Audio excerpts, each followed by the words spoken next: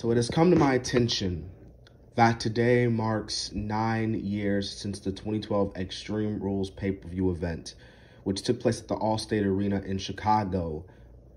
I thought it would only be right that I do a retro pay-per-view, and we go back in the time. We go back in the past. We go back to that fateful night on April 29th, 2012, on a Sunday night against Brock Lesnar and John Cena in an Extreme Rules main event classic. Now, before I get into it, there were other matches that took place on this card. We had Sheamus and Daniel Bryan in a 2 out of 3 falls match, which was their rematch from WrestleMania 28, with Sheamus defeating Daniel Bryan in 18 seconds.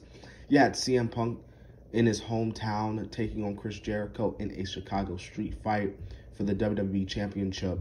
But one of the biggest things coming out of this show was that this was Brock Lesnar's first WWE in-ring match since WrestleMania 20 against Goldberg, and we all know how that ended.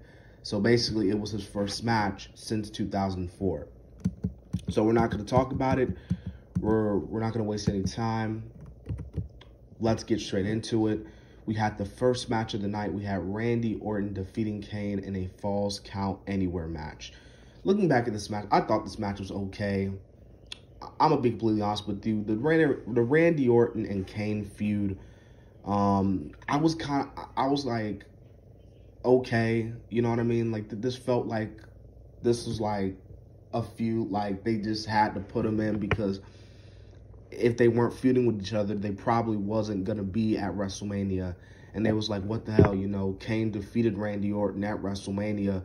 Let's just give Randy Orton the win here. So Randy Orton gets the win here over Kane.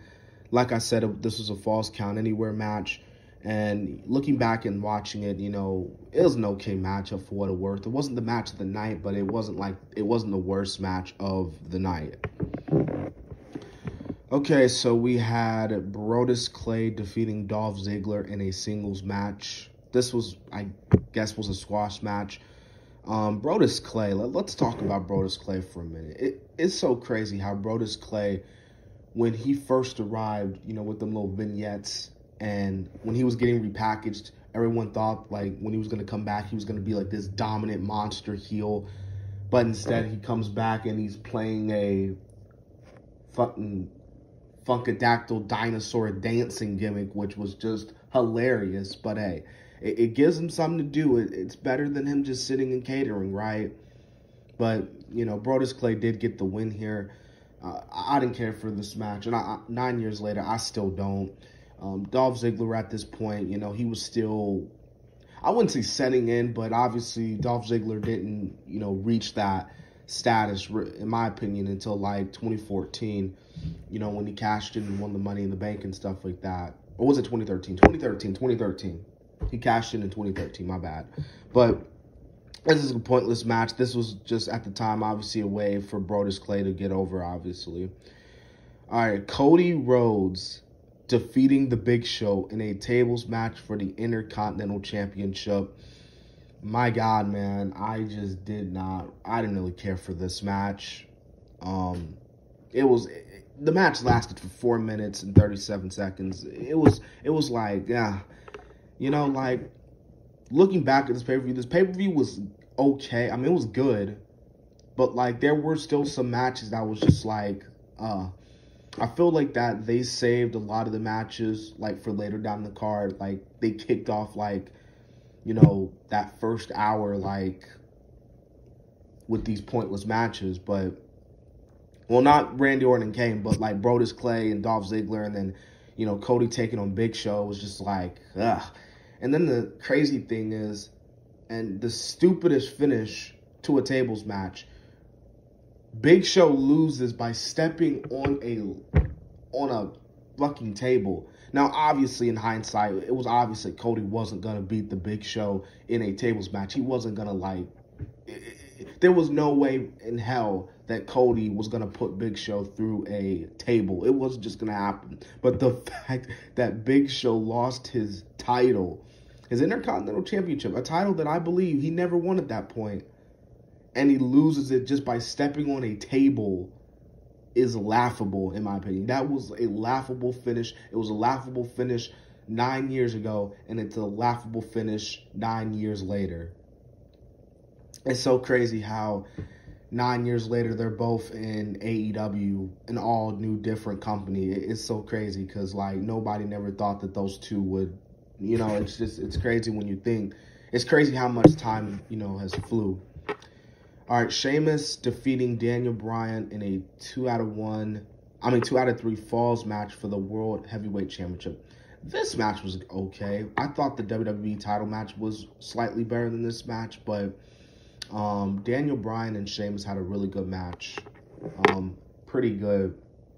You know, when you look at Sheamus's WWE World Heavyweight Championship reign, like, it was okay. It wasn't like legendary. Like, he held that title from April to October because he kept it until he lost to the Big Show at like Hell in a Cell. But like, his feud was kind of boring because he wasn't like facing no like top guys, you know what I mean? Like, he was defending it against like Alberto Del Rio at almost every single pay-per-view after SummerSlam, and it was just like, ugh, you know what I mean? But as far as this match goes, this matchup was pretty good nonetheless. All right, we got a squash match. Ryback defeating 2 jobbers in Aaron, Relic, and Jay Haddle. 2 names that we don't know. 2 names that we will just never learn. These 2 will only go down as the 2 guys who got beat by Ryback at Extreme Rules. Obviously, this was around the time where WWE was hyping up Ryback as their next Goldberg 2.0. Ryback had potential. I think Ryback did have potential. I think he could have possibly, you know, beat Punk. But at the same time, it was like, the Feed Me More was just like, it got over. Like, I'll give him credit, but the WWE was trying so hard to make Ryback into Goldberg. It was just like, let Ryback be Ryback. And then every time Ryback spoke, it was just like, feed me more. I'm here to dominate. It was just like, Like, Ryback wasn't really the strongest on the mic. But that's my opinion. So, obviously, a squash match. CM Punk versus Chris Jericho in the Chicago Street Fight for the WWE Championship. This was a great match. I thought that this match was slightly better than their match. Just a little bit better than the WrestleMania 28 match. I thought this matchup was really good. I think having Punk win in his hometown was just awesome. You know, the one thing I love about street fights is when the wrestlers come out and they don't have, like, their attire on and stuff. They literally are coming out and their attires is literally appropriate for their street fight. So this match, nonetheless, was really good. You know, even watching it back, like, this matchup was really good. Great Chicago street fight for the WWE Championship. Layla defeating Nikki Bella for, yeah, that's right, Nikki Bella for the WWE Divas Championship. Didn't care at this point. This was obviously, at the time, this is when the WWE Women's Division was just bad. You know, the Divas Division, the bathroom breaks, all that negativity, just bad for the Women's Division at the time. Like, it was bad to be a women's wrestler at this point in WWE because you wasn't getting hardly the spotlight. And the main event, John Cena versus Brock Lesnar. Oh my goodness, I am shocked that a lot of people do not talk about this match. It's funny because this matchup was one of, like, I think for both guys, this was one of the most extreme matches they've been in. Because holy shit did Lesnar just fucking destroy Cena. Like, if Brock would have won this match, this probably could have been more devastating than the shit that he did with Cena at SummerSlam 2014. Because Brock, I mean, especially with the ref, like, he even picked up the ref with one hand. It was just like Brock was dominating most of this match. But then, who wins? Mr. Superman, John Cena. And you guys know John Cena is one of my favorite, if not my favorite, WWE superstar of all time. But as much as I am a Cena fan, Cena shouldn't have not went over here. I still don't get it. Even 9 years later, looking back at this pay-per-view, I still don't get why you had Brock Lesnar not go over. Like, just have Lesnar just maul the shit out of John Cena. And the story would have been great, because this is John Cena's first pay-per-view match since WrestleMania 28. And I feel like that they could have built it up, that story, where you could have had Brock just destroy Cena. You know, Cena still reflecting off his WrestleMania 28 loss to The Rock. Just have Lesnar just beat the fuck out of Cena, manhandle Cena, and then, you know, send a statement. You know, send a statement to the locker room, be that face of the company. And who knows, maybe at SummerSlam, we could have gotten Lesnar versus Punk, and Brock could have beaten Punk and won the WWE title. Maybe, maybe not.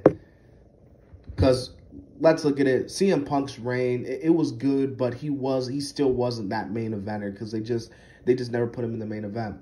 But one of the main reasons why to this day I'm still like not cool with Lesnar losing this match was because, again, this is his first match back. You were building him up as the face of the company. Brock Lesnar, the face of the company. Sorry, I try to do my best John Laurinaitis impersonation right there. But it's just like, why give it to Cena? And then, next pay-per-view, what does Cena do? He loses to John Laurinaitis, the GM of Raw and SmackDown, the Executive Vice President of Talent Relations. Like, it's just like, what? I don't know, but anyways, that was my WWE Extreme Rules 2012 review, or retro review. I hope you guys enjoyed it. This has been the Kid DC Wrestling. Like and subscribe. Tell me what were your thoughts on this pay-per-view event as a whole. And so, yeah.